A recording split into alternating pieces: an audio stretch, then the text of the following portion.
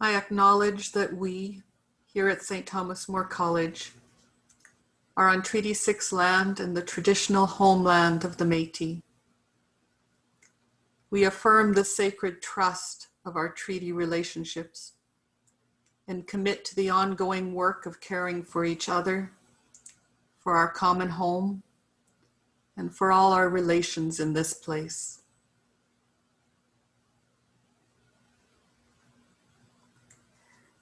I invite you at this time to share in the chat box your own land acknowledgements from wherever you may be joining us today.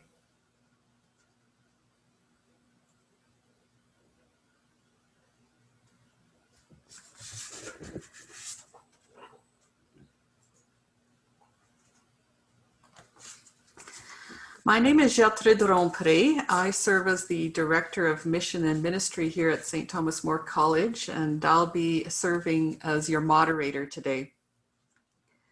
I'd like to begin by just sharing a bit of the structure for our webinar, and then we'll be hopefully getting into our conversation as soon as possible. So the title or the theme of today's conversation is Transforming the Troubling Legacy of Terra Nullius, Catholic Settler Responsibility and Indigenous Eco-Activism. And so we have invited a panel of wise people who will be speaking to us about any or all aspects of this topic from their own perspectives. And so we welcome our four panelists. Maria Campbell is a Cree Métis great-grandmother, writer, playwright, filmmaker, scholar, and teacher who was born in Park Valley, Saskatchewan. Deacon Rennie Nahanee is a member of the Squamish First Nation and former coordinator of the First Nations Ministry Office in the Roman Catholic Archdiocese of Vancouver. Archbishop Don Bolen, who is originally from Gravelbourg, Saskatchewan, now serves as the Archbishop of the Roman Catholic Archdiocese of Regina. And Erica Violet Lee is a Nahio writer, political theorist, and urban native scholar from inner city Saskatoon. Now, these are just tiny glimpses of their biographies. As they begin, of course, their presentation, they will share with us their own starting points for today's conversation. So the flow will go a little bit like this. We'll begin with each panelist offering an initial reflection on today's theme. We'll begin with Elder Maria, followed by Deacon Rennie, Archbishop Don, and finishing off that section with Erica. And then each panelist will have the opportunity to respond to the presentations they have just heard. We're going to switch up the order. We'll start with Bishop Don, followed by Erica, Deacon Rennie, and then finishing off at that section with Maria. And throughout this presentation, you, the audience, are invited to put questions in the chat box or email them to Chris. I believe Chris will be posting his email in the chat box. And what he is going to do throughout the presentation is curate the questions and consolidate them so that we can have a question and answer period at the end of this section. And so at this point, I'm going to turn this over to Maria to begin the conversation. Thank you. Thank you.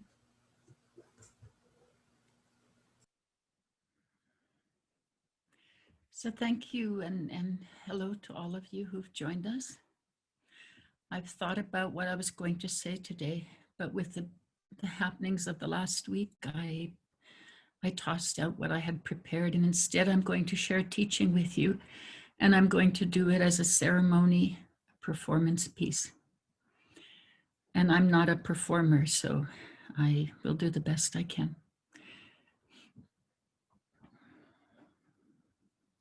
The title of this panel is Transforming the Troubling Legacy of Terra Nullius.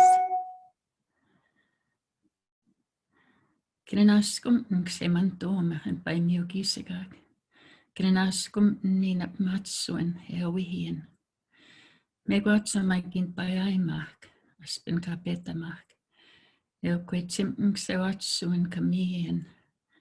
Sokemuin. Takaskitaan kamiopikswean. Eokanatuhtautsehohe. Great mystery, I thank you for this beautiful day and for lending me this good life. This has been a very hard week since we heard, and so I thank you for your kindness and ask you for courage, a strong heart so I can speak to these people and they'll hear me.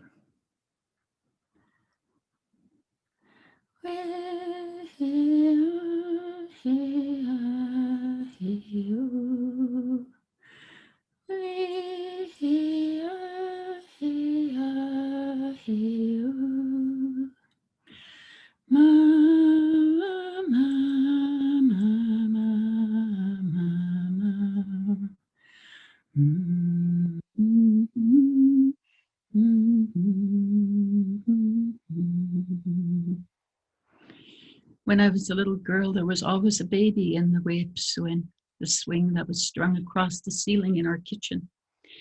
And that was the lullaby that my great-grandmother used to sing as she patted and rocked the baby. She had learned it from her great-grandmother. Many, many years later, when I was a grandmother, I heard that same song, but it was loud and full. And when I asked, I was told it was a Mohawk traveling song. I'm from Northwest Saskatchewan, and Mohawks are in Ontario, Quebec, and New York State. Terra Nullius in the dictionary means land belonging to no one. It's a Latin expression that comes from an old Roman law. I'm drawing 4 circles, and I want you to think about them and to see them in your mind's eye. A little tiny circle, and then a second circle, and then a third circle and a fourth circle. And imagine those 4. In the center of the first circle, the little circle, are the children, beautiful children. In our language, we call them awasak.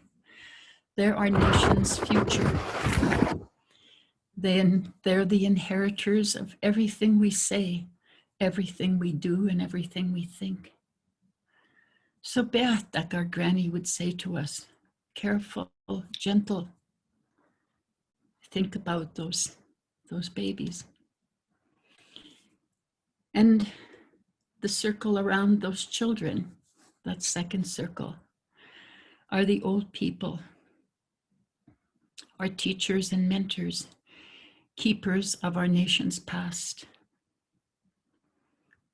And again, she'd sing for a while.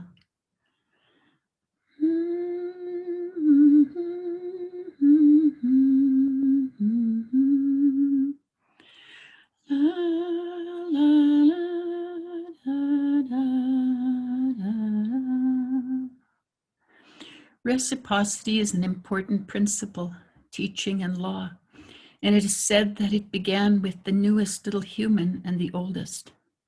One was coming from the spiritual into the physical, the other from the physical to the spiritual, and so they taught each other.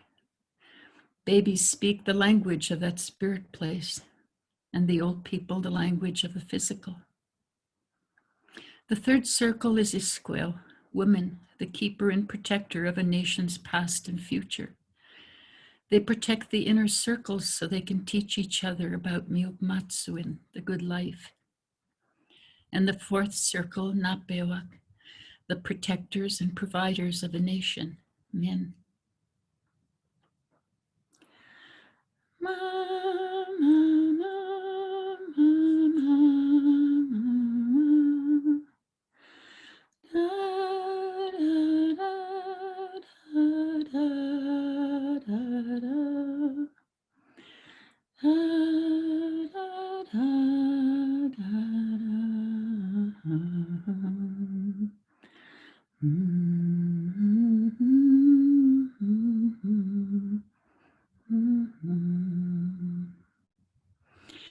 Jesuit Relations in 1639, the priest Lejeune wrote, "These savage people love their children above all else.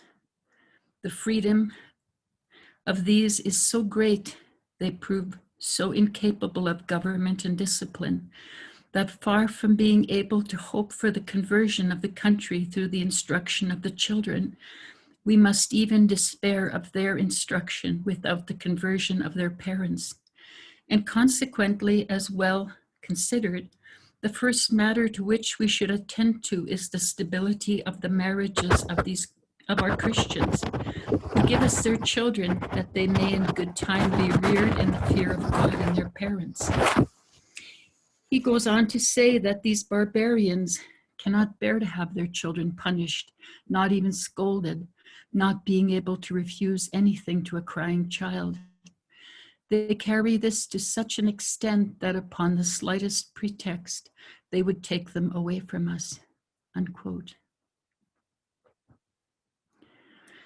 Ba, ba, ba, ba, ba, ba, ba.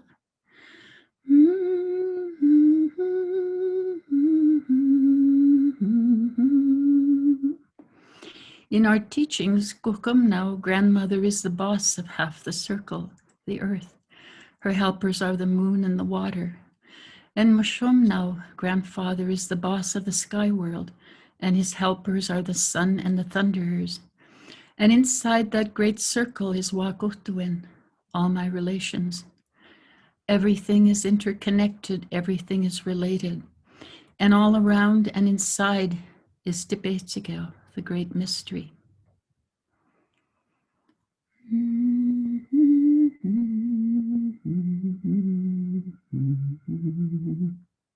I was in Ba and baby. Ba and Ba. These men who came to the New World may have been barbaric, but they were not stupid. They knew the land belonged to these people, and that these people had governance, had laws, had a spiritual faith. They knew exactly what they were doing.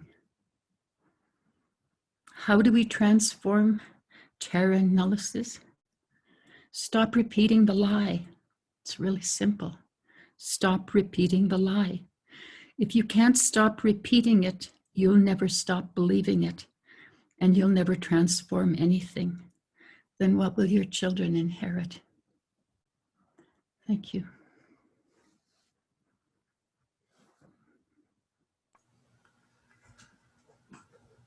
Thank you, Maria.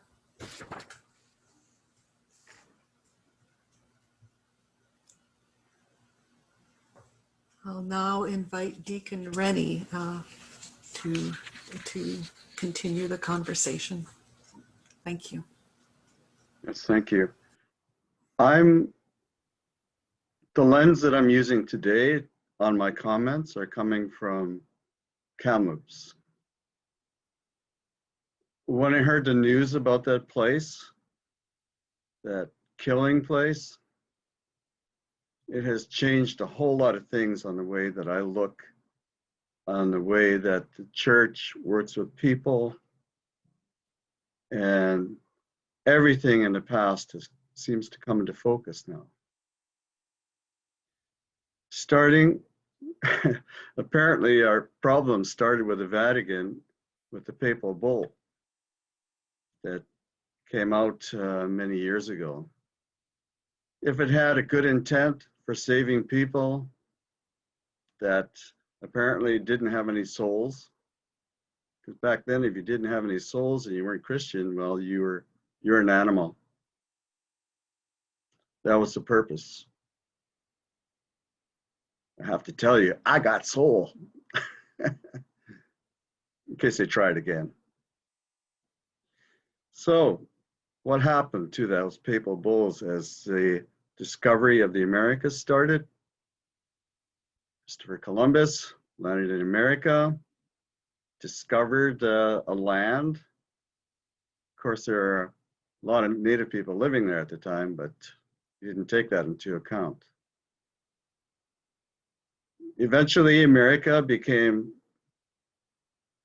colonized, and the farmers and whoever other people in that country thought that the papal bull was a lot of bull, but they could work with it. And they wanted to bring that, they wanted to introduce that as international law. Well, some of those farmers didn't even know how to spell international. So they got somebody from England that could actually do that. Might have been a lawyer too. So the papal bulls were turned into what became the American legal system. In its lowest level, to steal land from indigenous people, no problem. And although numerous tribes in the United States between then and now had tried to fight against that, they were always defeated in court because of that so-called international law based on Terra Nullius, empty land. Canada, the 53rd state, followed suit. How do you get Terra Nullius in Canada? K-K-K-A-N-A-D-A, Canada. How do you do that? You take the native people from their large, vast territories, like the Squamish people, where I'm from, and you put them on a postage stamp of land. And what does that do? Once they're on the land, they're on the reservation. At that time, they're not allowed to go anywhere unless they had a pass, or if you left, you were no longer a native. So vacant land, you know, a lot of trees, possibility of oil, just money to be made by different corporations. So the land mass that belongs to native people today is, I believe, less than 2%. 98% of Canada is all our wealth, all our resources. So someone might say, well, why don't you Indians try and take it back? Well, we did. And the consequences of trying to take your territory back, as seen in Wet'suwet'en, the Wet'suwet'en territories are larger than their stamp of a reserve that they have. And so the ancestral chiefs and people tried to reclaim their land, but there's one problem, and that's a big pipeline going through there. Now, the pipelines are the bed partners of the federal government. They sent the RCMP there to what? Bring peace? Bring peace to Native women who are holding a drum and singing and have an encampment? What do? They send in paramilitary police with fully automatic weapons. They have a sniper in the trees, and who knows what else, a whole bunch of stormtroopers. That is what happens when we try and take back our land. So the police are taking care of the Indian problem up there in Wet'suwet'en, but us native people, besides looking alike, we also think alike. And so there are protests all across the country. They don't have enough Mounties to stop everybody. And I believe they are quite successful in what they wanted to do. But it made Indigenous people, Native people, I prefer to call them, aware that we don't have to face off with Mounties and their big guns. We can go anywhere we want. We can block this road, block that airport, block those trains, of which there are many going through reserves. That is the Terra Nullius of Canada, alive and well in 2021. And even the little bit of land, our stamp of land that we have, we still have remnants of corporations going through our land, dividing our reserves. Let me give you an example of the treatment of us Native people in North Vancouver. West Vancouver is the non-Native community to the west of Squamish. They have one track going through their community. As soon as it comes across the river to Squamish Nation in the Capilano area, which is about a mile away from where I'm speaking to you, they have about 10 tracks for holding trains. That's all our land. I live in Mission Reserve, which we call Aslahan. They have another 8 tracks there, again on our land, and they're not paying us any money. Their trains have been waking up our people all these years with their whistles and their dieseling and their braking.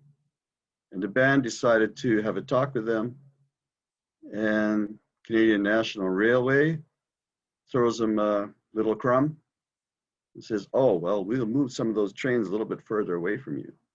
Well, that's not good enough. So our new battle, our new fight is with the corporations of Canada and corporations coming from other parts of the world. As people in Haida Gwaii discovered, Canada welcomed another corporation for them to go up there and look for oil, do oil drilling and testing in an area where the Haida Gwaii people had clams and seafood, and they're raising them. You see the ugliness of corporations in Canada. They're like locusts, very biblical. The locusts in the Bible, they go to one area and eat up everything. And when they're done that, they move on to the next area. That is our reality in Canada. That is our reality in the States. The corporations, which were very destructive in South America in their mining, especially Canadian mining companies, even going to the point of killing some of the indigenous people through hiring, taking away their land so that they could make money. That's all it comes down to. And when they're finished down there in the Amazon and those other areas, they come up to Canada and they make friends. They give a couple of dollars to the Liberal government and say, we would like to put a pipeline all across Canada. And is that okay with you? And of course, Canada says, yes. We'll draw you a map. That's our reality. Thank you.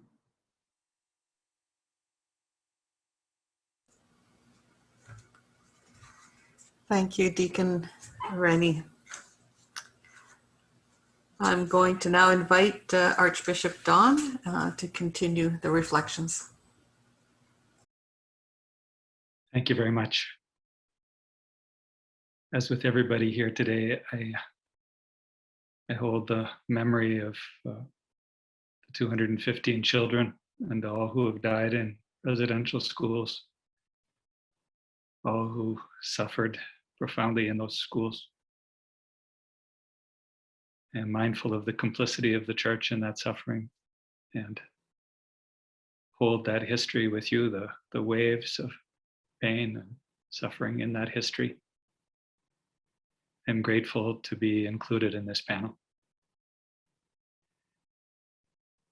The title, Transforming the Troubled Legacy of Terra Nullius, Catholic Settler Responsibility and Indigenous Activism, invites an acknowledgement from the church at the start that there is indeed a very troubling legacy associated with attitudes and practices which undermined Indigenous people, their rightful relationship with the land. We gather in the context of a history of cultural arrogance, religious arrogance, The residential schools are a foremost reminder, but not the only reminder of those arrogant attitudes.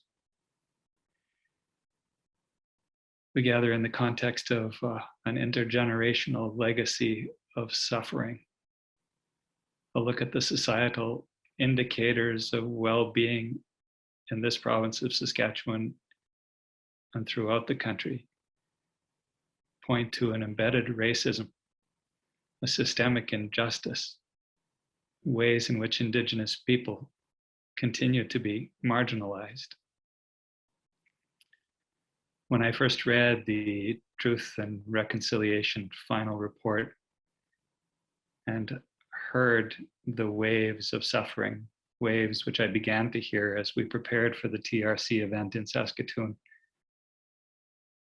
I remember being surprised that there was no statement saying Indigenous peoples are done with the churches, but rather there was a roadmap, a call to engagement, a new form of engagement, and the calls to action expressed that, not a checklist, but ways to engage.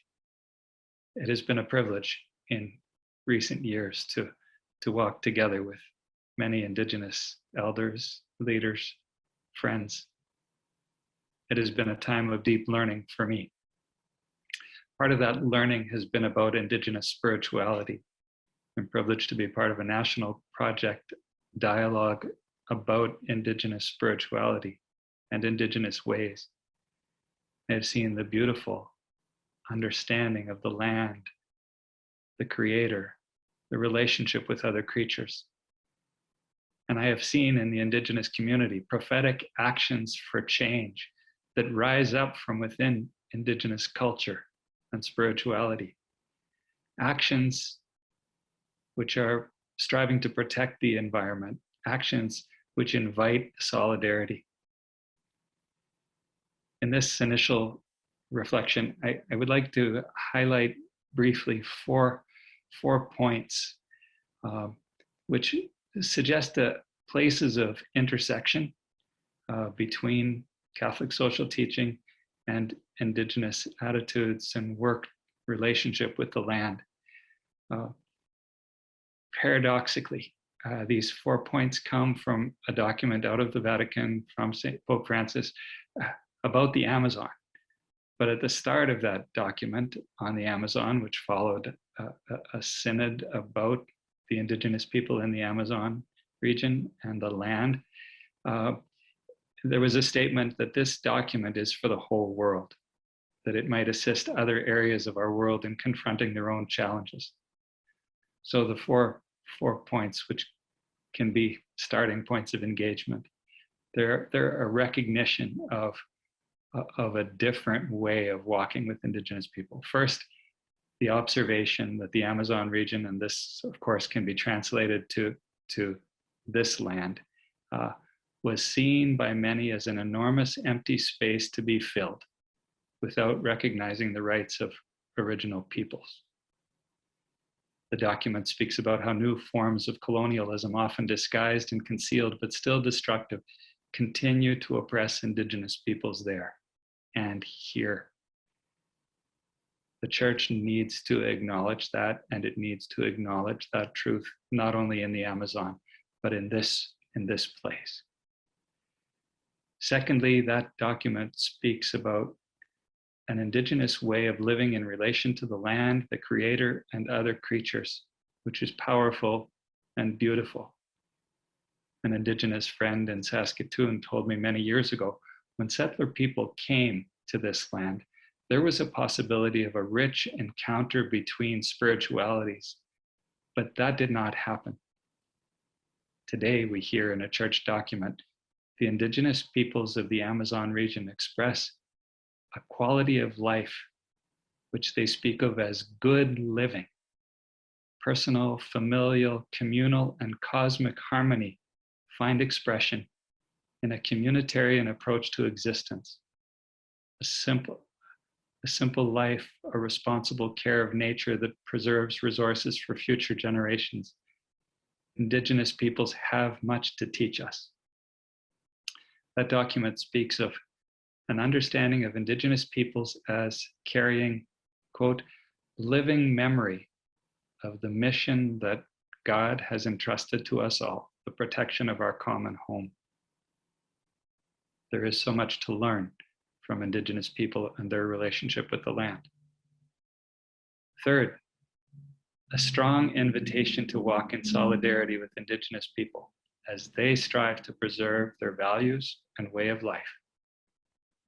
The recognition that missionaries to the region did not always take the side of the oppressed. The need for repentance, carrying a penitential memory, and the possibility today of walking in solidarity with the Indigenous pursuit for justice and Indigenous ways of caring for and protecting the land. Fourthly, lastly, an acknowledgement that Indigenous peoples should be the Church's principal dialogue partners, those from whom we have most to learn. I acknowledge that those statements should not only be speaking about the Amazon, but speaking about us here. I hope that the Church finds new ways to walk respectfully with Indigenous people where we are invited to do so.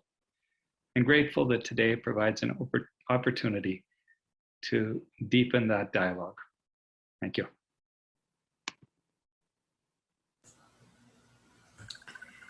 Thank you, Bishop Don. And I'm going to turn it over now to Erica to bring this all together. Thank you. Thank you, Gertrude. Thank you, everyone who has spoken so far. This is such a varied and interesting conversation, and I will bring what I can to it. So first, I want to read a short poem that I wrote called How to Heal a Wound. I'm sorry to every auntie whose home remedies I ever laughed at, whose medicine cabinet I looked at and said, this will never be me. For every salve and balm you tried against tear gas and rapists. For every medicine used in place of land and home. Most importantly, I'm sorry how long it took to understand that an offering is not a sacrifice. An offering is a light to guide your way forward. I'd like to acknowledge the intertwined legacies, the devastations of transatlantic slavery and settler colonialism, which contribute to the creation and continued wealth of St. Thomas More College and to this nation. We acknowledge the reparations owed to Black and Indigenous communities and nations, and the impossibilities of return for generations past. We acknowledge the ancestors in this virtual room today as we fight together for better futures. We acknowledge that we are alive in an era of necessary resistance to preserve this planet and all the beautiful creation that we have no doubt is worthy of the struggle. And I'll make this part short. I basically want to share a story that I first learned about while I was studying at the University of Toronto. I found one book on my community, Thunderchild First Nation in Saskatchewan, outside of the Battlefords, and it's called Outside the Women Cried, and written by Jack Funk, historian Jack Funk, and the story was related to him by Harvey Tatusis about the night the Delmas Indian boarding school burned down. Harvey Tatusis told the story like this. I was a small kid in grade 1. The word was out, delay, don't go to bed. Something is going to happen. I took my time unlacing my boots. A couple of the older boys picked a fight to slow things down. My older brother was with me. He was holding my hand. Sister came and urged us upstairs. She scolded us because we were so slow. She opened the door to the hallway and flames came shooting out. We all ran outside. I grabbed my skates and took them with me because they were the skates that my father had bought me. Everything else we left behind. There were only a few boys upstairs, but they were quickly brought down and taken to safety. We were moved back from the boarding school because they were afraid the barrels of kerosene would explode. We stood and watched the fire. It burned very fast. There was a little lean-to shed beside the main building where the gasoline, kerosene, and other flammable materials were kept. 4 boys had crawled into this shed when everybody was busy outside. They had taken some shavings, poured coal oil over them, touched a match to the pile, and then climbed out, joining the other students to watch the building burn. A few abortive attempts were made to fight the fire, but the water was too far away. In a very short time, the fire was out of control. Help came from the community, but these people could only join the crowd and watch the school burn. The nuns cried, but the children did not. They stood stony-eyed as they watched the fire. The 90 students were worried about what would happen next, but they had no regrets about the fire. For some of the children, the school bell would never ring again. Their schooling was over. For others, it was years before they returned to another school. The school at Delmas was never rebuilt. I imagine you sitting here, enjoying your food, something with cream and butter and lard and all the delicious fats they threw away as they attempted to drill an ethic of starvation into us. We, an excessive people with far too much fight for freedom. Tell someone what you have seen. They may not believe you at first, but tell it anyway. Thank you.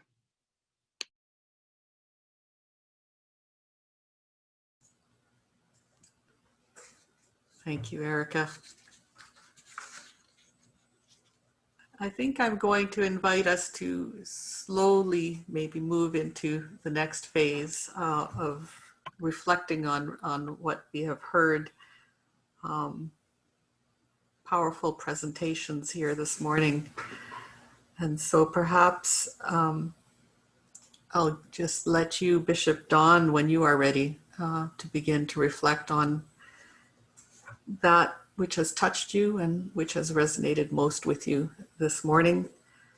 And then we'll move back after that, back to Erica, Rennie, and then Maria. Oh, thank you, Erica and Deacon Rennie and Elder Maria.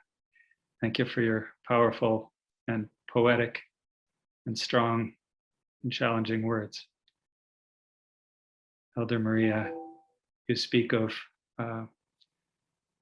the Creator as great mystery. What a beautiful way of addressing the Creator. Your 4 circles are a powerful image for us of an Indigenous way of seeing and holding the community, the children at the center, the children who are inheritors of what we do, say, and think. And around them, the old people, keepers of the past, carriers of memory. And around them, the women who are keepers and protectors of past and future, and a good life. And the men, protectors and providers.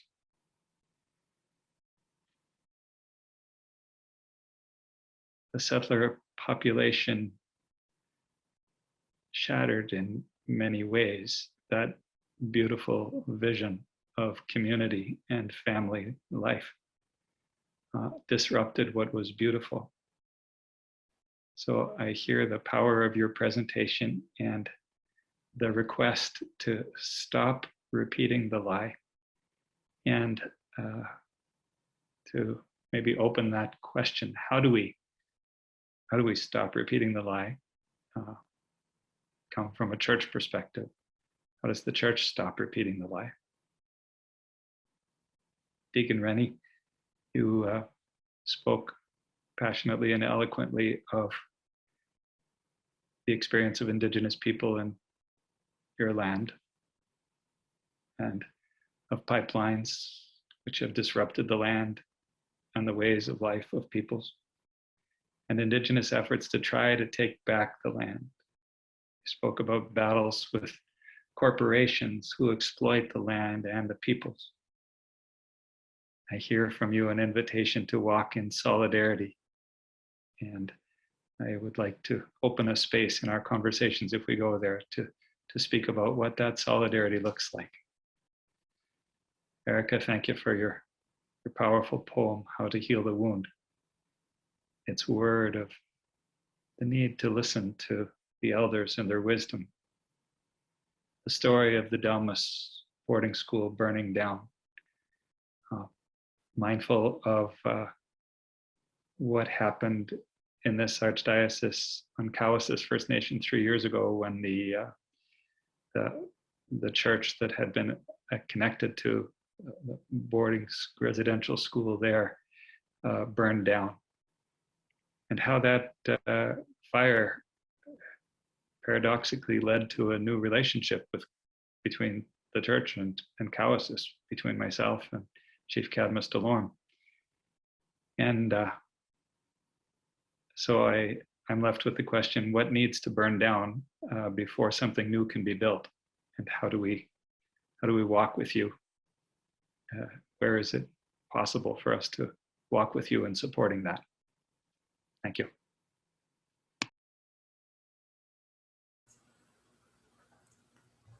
Thank you for leaving us with a question. I'll turn it over to Erica to share her reflections. Maria, it's always such a joy to hear from you, and I've heard you give those teachings, the circle teachings, before, and I actually heard Winona Wheeler give those teachings before, and I think she learned them from you.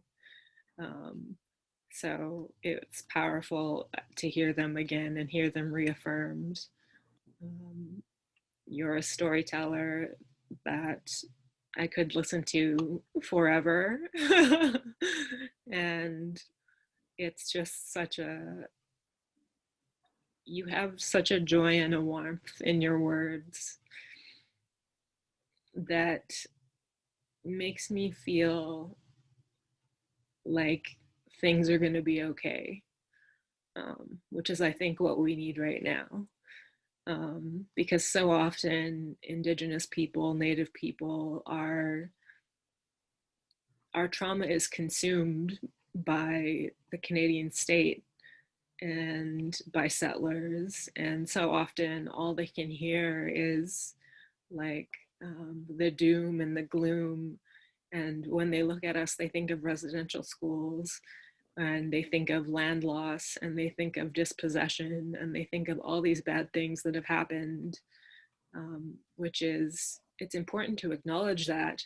Obviously, we can't erase that, but it's also important to acknowledge the fullness of our humanity, and you always manage to do that, Maria. Rennie, I love that you brought the conversation back to Wet'suwet'en, and it made me think of Standing Rock, which is about 10 hours south of where I am right now. And we drove down to Standing Rock when the camp was happening on the Cannonball River. And I remember seeing all these like teepee camps set up and thinking, oh my gosh, this is what it would have been like. It was the coolest thing ever. And people and kids swimming in the river. And so yeah, just to acknowledge that colonialism is not over, and we're still fighting those battles today. And that in itself is beautiful, that we're still fighting, and we're fighting because our ancestors fought for us. So we have to fight for the generations to come. And I really appreciated that.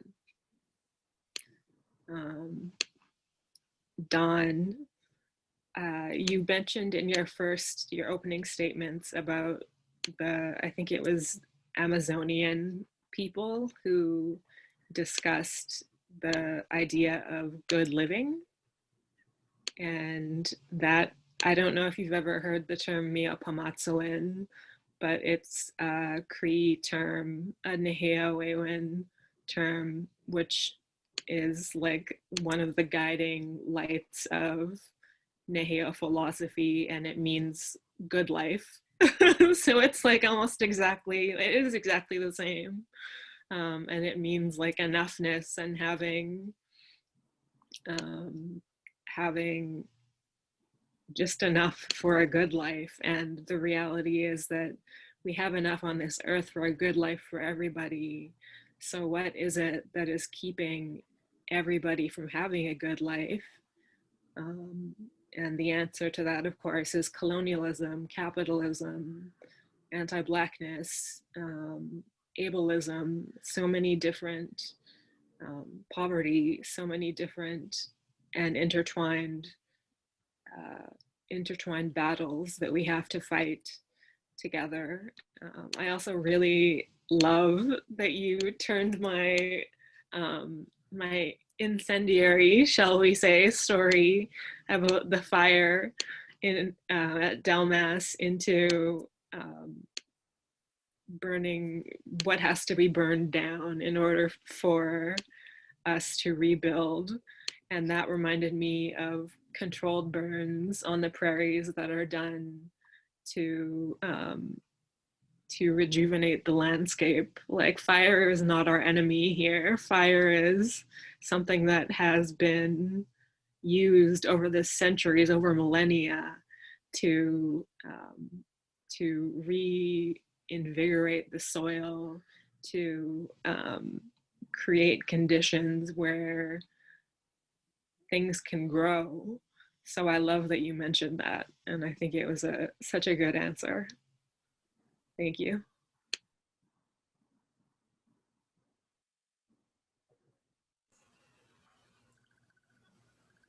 Thank you so much. Deacon Rennie, over to you. Yes, I'd like to thank Maria for her kind words. She's a very calm person from what I gather from what she was talking about. I would say that she would be a nurturer and a calmness to people around her. Me, I'm more like a dog soldier. It's just the way I've become after all these years. I'm a product of the system. But I believe you have remained the same. For whatever teachings you got from your parents or your aunties or uncles or your people or the history of your people, you carry that very well. And I appreciate that. I wish I could be like that too, but I don't have any teachings. They're totally gone. All I can do is read it in a book or go to a library. But I appreciate you for who you are, that I think you could give guidance and directions to your people and the non-native people. And we say in our language, what little I know, Chen Kwen Mentomi, Chen Kwen Mentomi, OCM. I thank you. And Erica, I liked your story about the fire. We had a residential school right beside us here on the reserve in North Vancouver. And my dad, who also went to residential school somewhere, he found out that one of the buildings was a fire trap. So he got a whole bunch of people together from reserve and they tore down the building. That eliminated the fire trap. As you're telling the story of the building burning, I could immediately visualize that and what was taking place. And I understand the sisters were put out of a job. But for the kids, it was like a holiday. I imagine it would be a holiday from pain and suffering and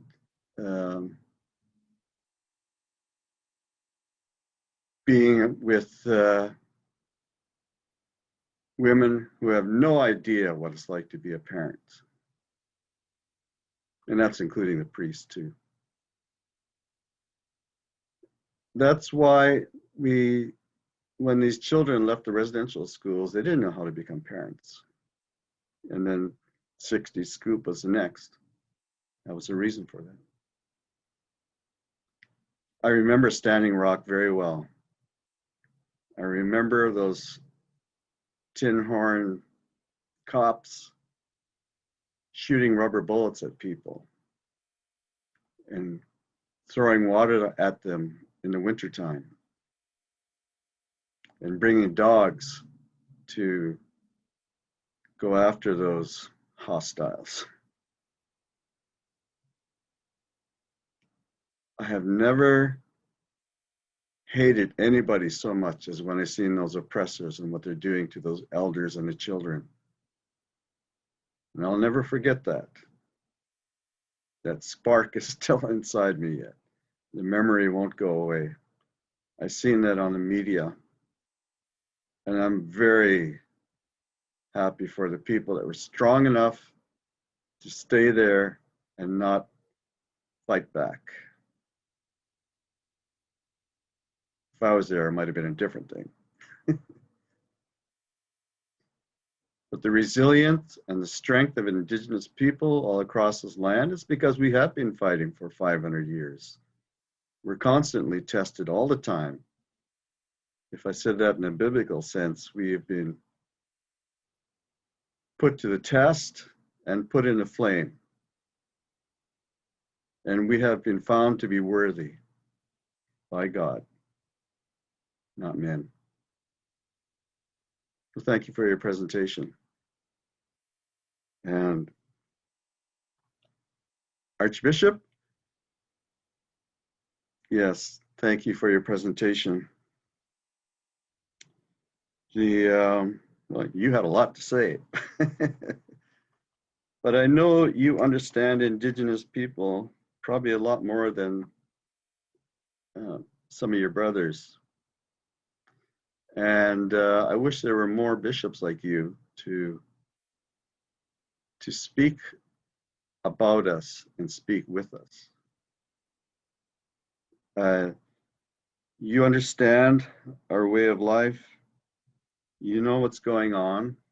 You know the truth of this country.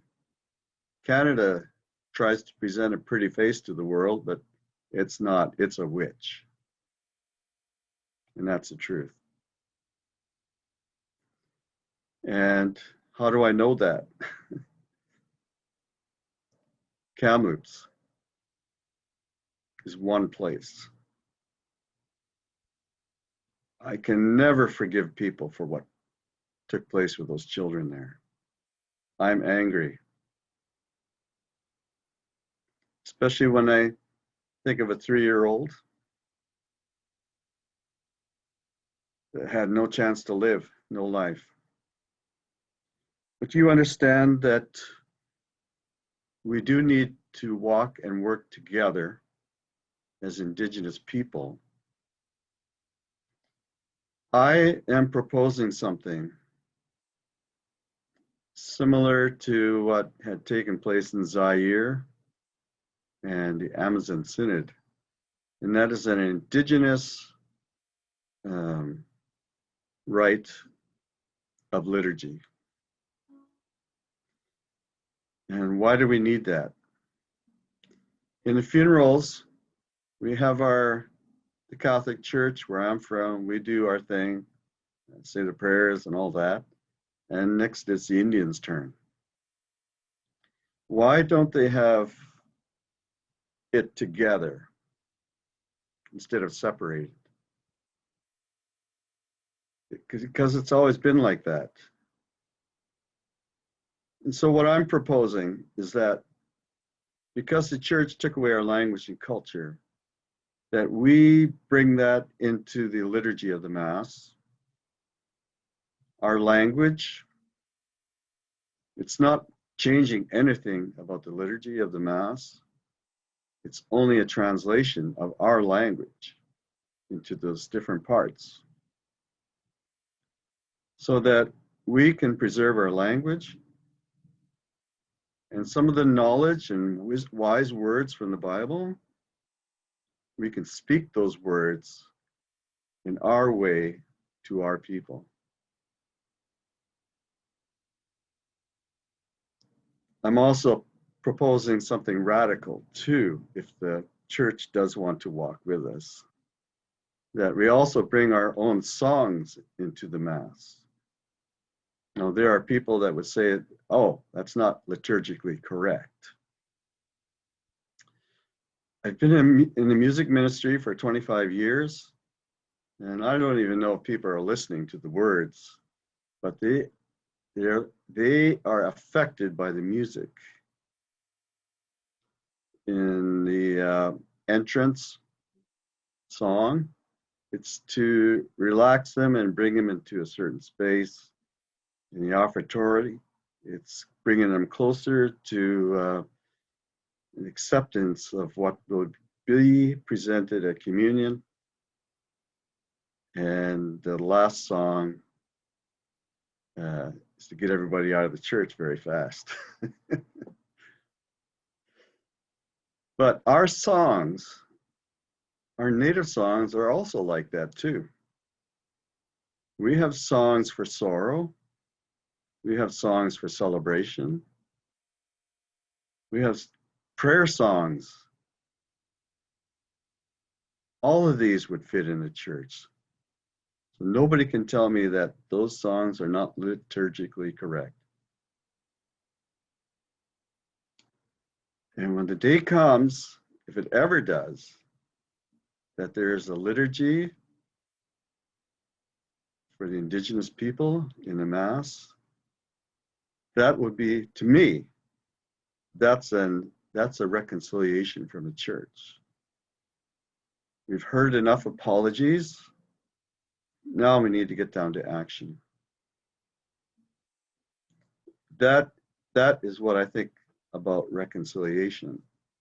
Actions, not words anymore. Well, thank you everybody for your presentations, and been very insightful today. Thank you. Thank you so much, Deacon Rennie. And Maria, I'll ask you to share your thoughts.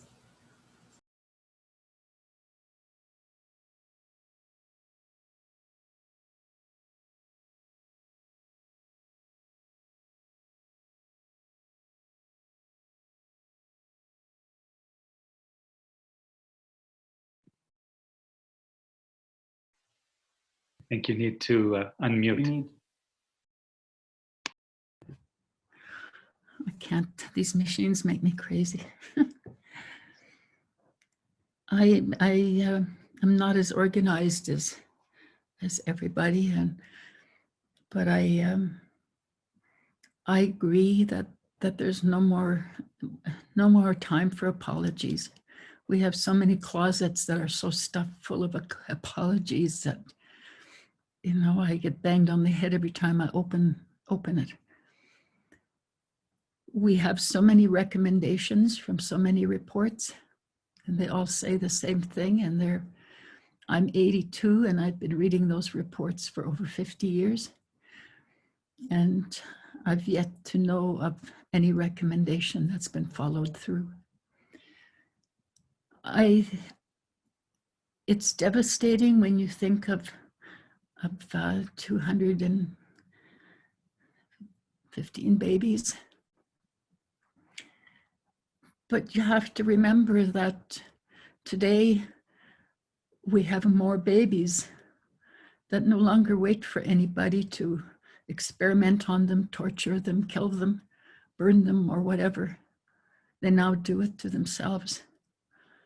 Our suicide rates are so high that, you know, you just don't know what to do.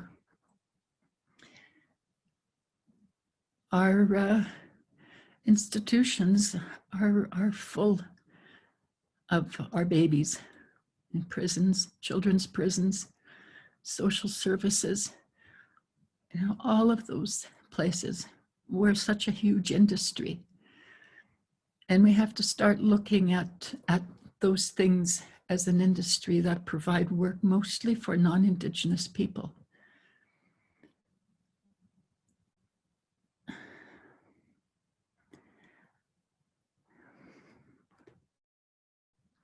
I think about Stanley Blackstock, who's been fighting for so long for children, and our government, this government taking her to court, taking children to court. You know, all of those things come to mind, and it's time for us to, because there's going to be more babies. I mean, many of us have known that there are children all over, not just from residential school. There are children since first contact, and in the last even 50 years, there's bodies all over, and we know that there's bodies of women all over. When you look at the history of colonization, it doesn't matter what country it is. It's women and children that have to be destroyed. If you can destroy that, then that's how you have access to the land. And that's always been the role of churches. I'm not a Christian, I'm a savage. I'm a pagan, and I'm proud of those things because many of my people died because of those things. And there is no way that I'll ever have anything to do with the church. But there are many people within the church that are kind, gentle people. And those are the people that I speak to, people who care about their own children. That this has to stop. And we have the ability to stop it together. You know, the church has the ability to stop it. It's cheaper, and it's not as hard work as it was running residential schools or trying to convert people. It's easier to take that kind of action and make change, but it demands courage, it demands kindness, it demands gentleness, and it demands that you put your own children in the middle of the circle, because it doesn't matter who you are and where you come from, your children are going to inherit everything. And we're already seeing signs of that all around us. We're going to be okay. You know, Erica talks about, I sound hopeful. I am hopeful because of young people like her, and we've got them all over. They're struggling, many of them, but they're strong. You know, Rennie talks about being a dog soldier.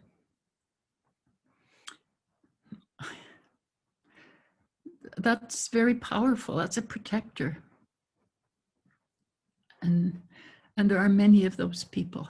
You don't have many people like that in your church or in your communities. They know how to talk about it and write about it and do all of those things. But to practice them is a whole other thing with people that are other than themselves. And those are things that you have the ability to take action on. I don't know how to do it. And it's really getting kind of gross when things are so in such horrific shape for us that we have to stop the work that we're doing in our communities to try to educate you and to help you see what has to be done. That's not our job, that's your job. You should be able to do that, and you should be able to walk with us if you're serious about transforming anything.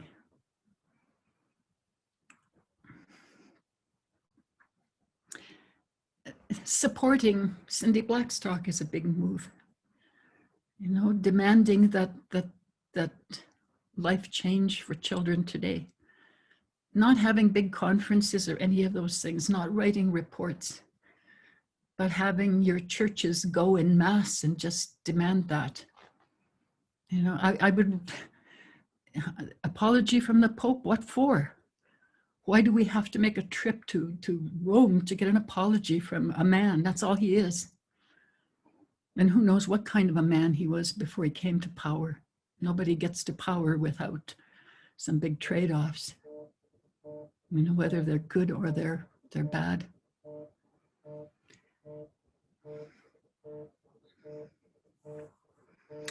So I feel energized and empowered, as much as there's a lot of pain and everything, all of those things when we hear this.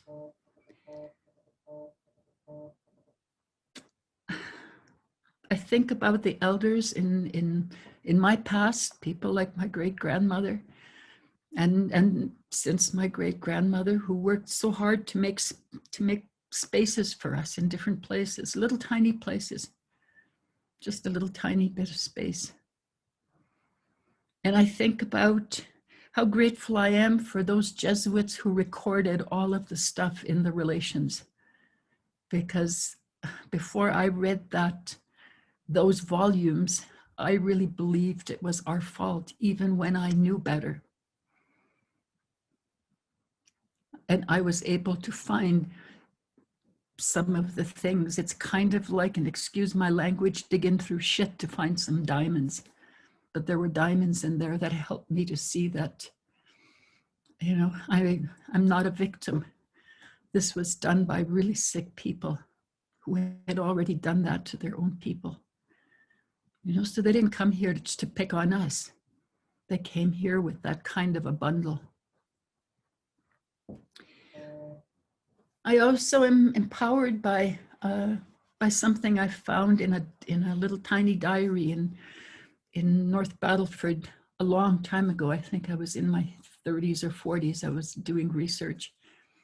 And I found a little diary by a very young priest who recorded children walking in the snow during starvation times, walking 2 or 3 miles to come and take catechism so that they could get the loaf of bread that the church gave them to take home. And he questions himself in his diary. He questioned himself as to why was this, you know, he felt this was wrong, but he didn't know what to do. So there's glimpses of humanity that I've been able to find in my life. Rennie says that I'm calm. I'm very calm. You know, I remember stories when I was doing research that in the middle of war, mothers taking their babies and putting their hands over their noses so that they would be quiet and calm, so that the people wouldn't die. So I'm trying to learn in my old age that you know, careful, beatig, like my grandmother said when she was singing that song, beatig, because your children are going to inherit that. And so I have no answers. All I know is that all the talking isn't going to help. Just do it. Just transform it, because we can do it. And be radical. Don't be afraid. Don't be afraid to throw something right in the middle of all of that and destroy it, and then rebuild it together with your communities, because that's the only way. And remember that your children are going to inherit that, and that we're going to be okay. Thank you.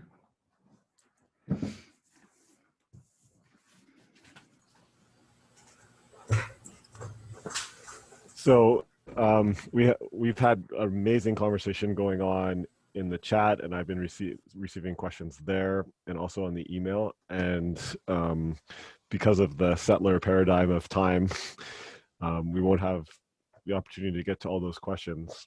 And I think Elder Maria's, you know, folks have answered those questions. And so maybe if we try to give just one more round through the panelists, if they would like it, to address this question. There has been movements towards addressing, responding, apologizing, transforming the doctrine of discovery and Terra Nullius. But what would you say is one of these paths of dialogue and action that can make that transformation more complete for for people who want to start journeying on those paths. And maybe if we could start with Bishop Don, and he can very briefly say a little bit of what's been done and, you know, what we should burn or burn down to make that transformation a little bit more complete, realizing that this is not a task that will be finished today. And we'll give, I think we'll go Don, Rennie, Erica, Maria, and to give Maria the last word. Very good. Thank you. Well,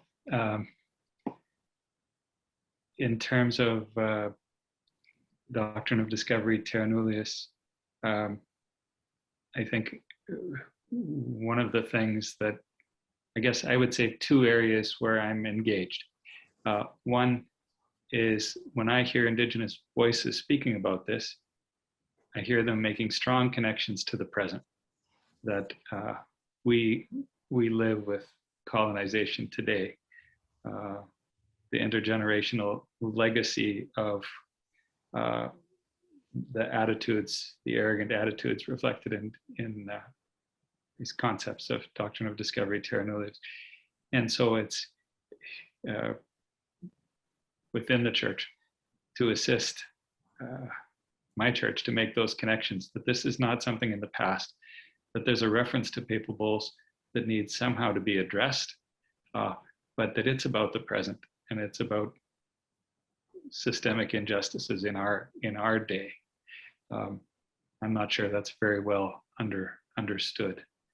The second thing is that I have heard from many Indigenous people and want to honor that request to work on having the Church, the Vatican, address anew those papal bulls. So I've been a part of discussions, and I'm committed to continuing those discussions so that some kind of action beyond what has been taken already is taken. I'm not sure, Chris, it helps for me to talk about the ways this has been addressed in the past. I helped to draft a document from the Bishops' Conference on the doctrine of discovery as a result of the TRC call to action in that regard. It's on the website. It's a step along the way. But the critical thing is about the connections to the present, and working alongside Indigenous people to address the ways in which Terra Nullius and doctrine of discovery are alive today. So, thanks.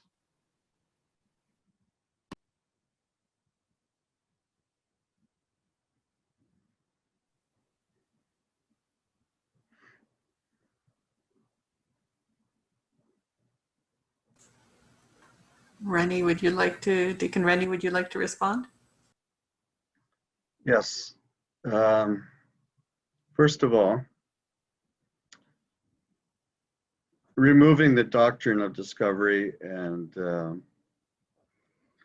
Nullius is not going to really do anything because it's already embedded in our colonized country of Canada. We are not a democracy as people like to think we are. Our country is run by corporations, pipeline corporations. Out in British Columbia,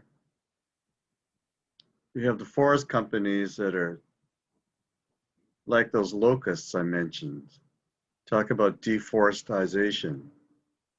They're not just killing the trees. Any living creature, and even those living under the ground, are dying because all of a sudden the ground is superheated without the trees to protect them. One way that people can protest against what these corporations are doing is to find out which banks support these corporations. I understand that Royal Bank of Canada recently finally did something good and does not support the pipelines. If the churches have money and they are putting them into banks that support the corporations, they should divest their money from that and put it into a more eco-friendly bank. Even the person on the street, whether he's got $100, thousands of dollars in a bank, if they look up on the internet and they find that this bank supports the corporations of this country or corporations from other countries, they should take their money out of there and put it into some bank that doesn't support that. Protesting. I've seen something really good in the forests here in British Columbia. The Mounties are everywhere, like a bunch of dogs. And they're blocking the roads. But there was this elders group. They were going out on a tour. And they told the Mounties, we're going on a tour, let us by. And there were not like 5 or 10, but there were hundreds of them. And they all walked by the Mounties on their way to their trip. I thought that was very good. It was peaceful, and the Mounties didn't bring out their big guns and show their big badges with that. They are the lapdogs of the Liberal government and corporations of this country. They do their bidding. I think I should get rid of them. Thank you.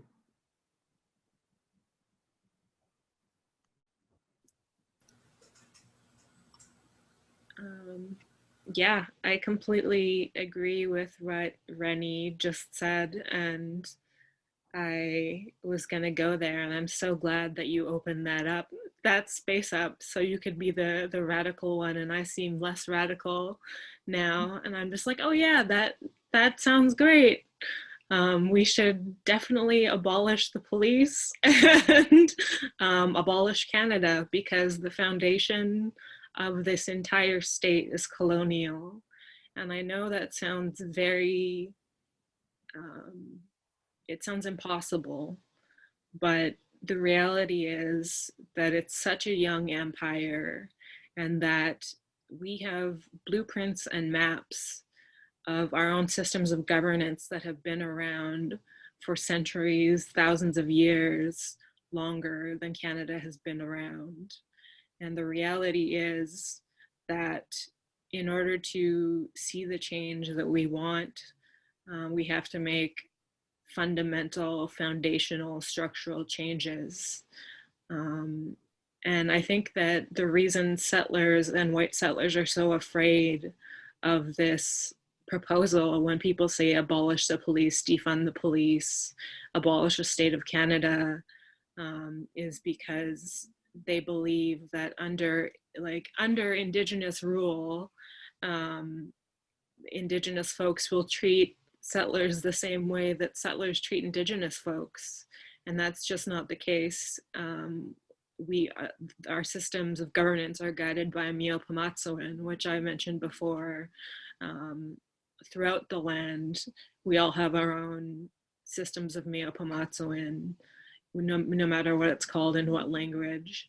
So respecting Indigenous ways of knowing, respecting Black ways of knowing, and these laws and legal systems that are ancient is a way to, is the only way to move forward, I think.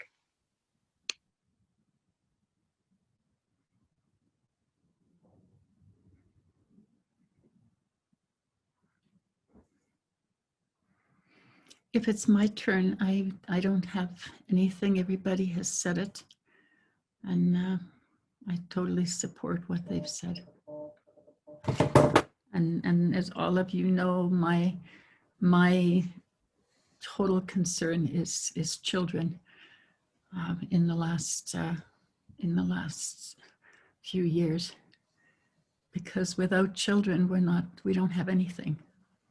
You know, that's our future. Those are our nations, and that was the original recipe, was to eliminate children and have no place for our elders to be able to pass on those teachings, and to destroy women And so my appeal is to support those people who are working with children, that you do everything in your power, and you have lots of power and authority. I know you keep saying you don't. Believe me, you do. All you have to do is look at the history to know that you do.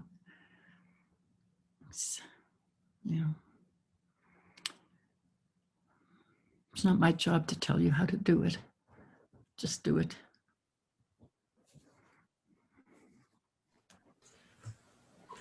Thank you very much, Maria. We're just going to give Erica's been putting a couple of extra words also into the chat of, just come when you can and be with people, bring soup and bannock. Basic little things like that are very powerful for all of us and help form relationships.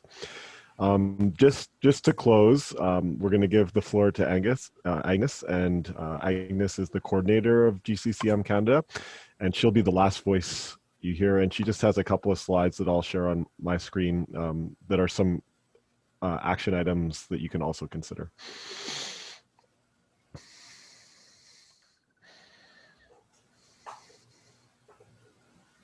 Hello, everyone.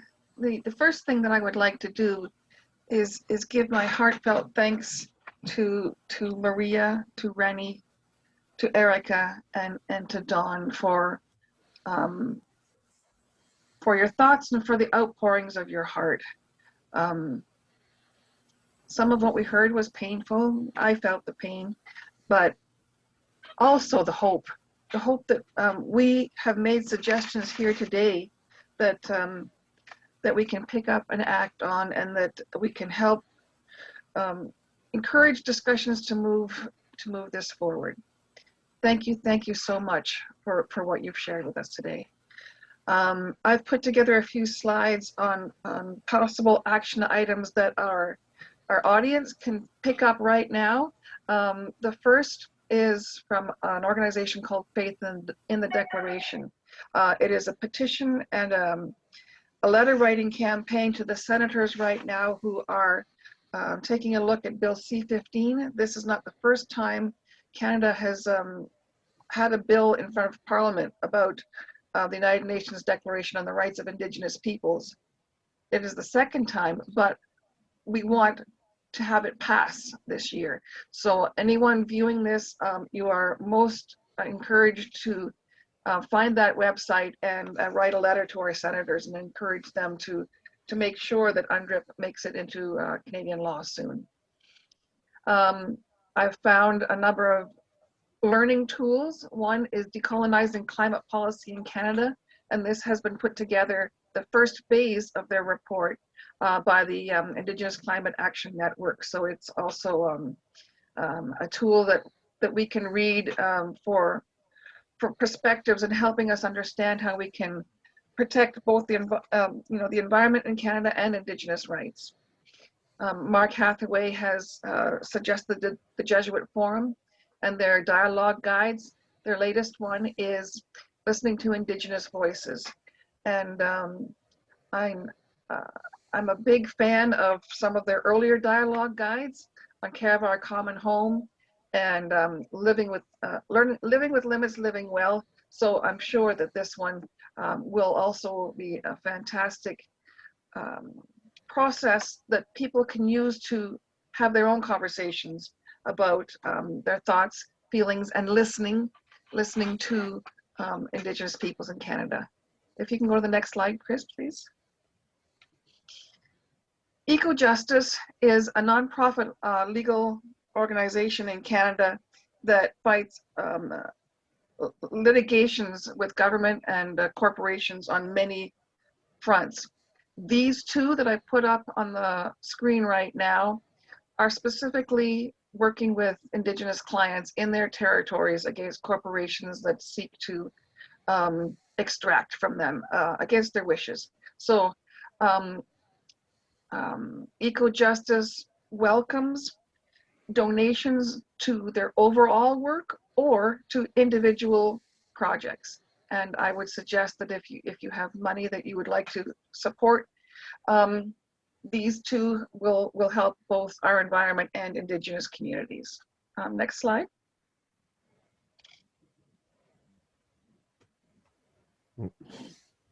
Thank you, Chris. Global Catholic Climate Movement is focuses several times a year on global actions. And the next large action are participating is the Season of Creation, September 1st to October 4th.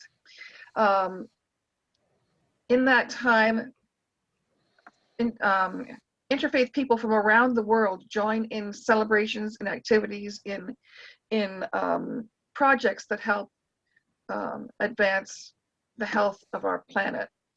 The second bullet point here is a dialogue, sorry, not a dialogue guide, but a guide of actions that we can take. And I also invite our listeners here to take a look at that and plan something in their own parishes and communities and register it on the website. Yeah. Okay, that's good. Thank you. Thank you very much.